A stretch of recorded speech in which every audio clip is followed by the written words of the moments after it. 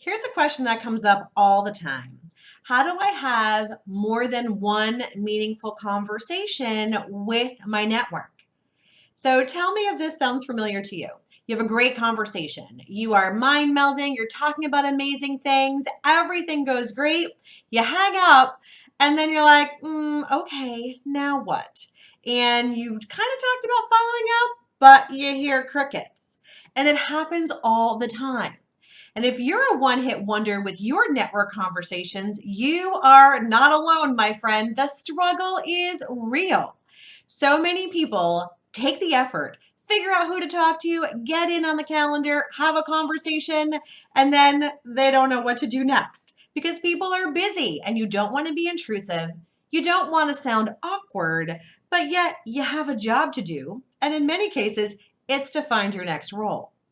I used to struggle with this all the time until I started paying attention to the really successful salespeople that were selling into me and into my management team. And I was like, what is it about these people that make it very natural to move the ball forward in a way that feels authentic and, let's face it, isn't a total pain in the butt?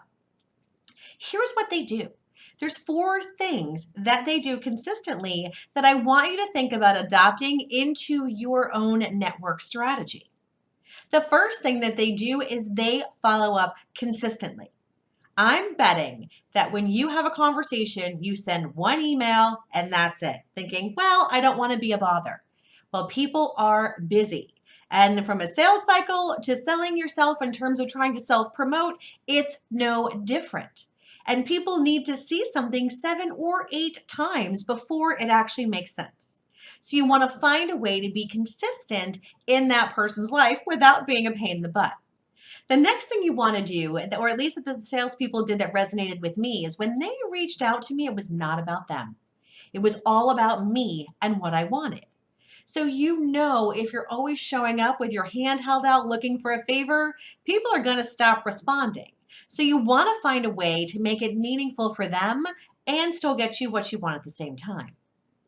Then the other thing that they did is they were excellent connectors. They connected me to great people and to great ideas that may or may not have anything to do with what we were talking about, but were definitely things that I was interested in. So find a way to be that super connector. And then the last thing that they did is they understood my business. And so they shared information with me in terms of trends or things that they had learned, or came to me to ask my opinion about something, which I always loved to offer. So when you think about how do you have more than one great conversation with somebody in your network so you can keep that conversation alive, take one of those 4 steps out of a really good salesperson's playbook and see which ones, if not all of them, resonate with you. How do you do that? The one thing you want to do is make sure that you plan before the conversation, right? So make sure that you don't just show up and wing it, that you have a solid and steady plan. And then you want to also make sure that you find a way for the conversation to be meaningful for both of you. The more you can anchor to a commonality and actually do work together, the more meaningful the dialogue and the easier it is to have another conversation. And then also, another way to stay consistent and to stay persistent in someone's network is to offer help. Not only for them, but for people in their network. So find your area of value and offer your ability to help in any way that they see fit. So when you have a plan and a strong strategy, you can find a way to never be a one-hit wonder again.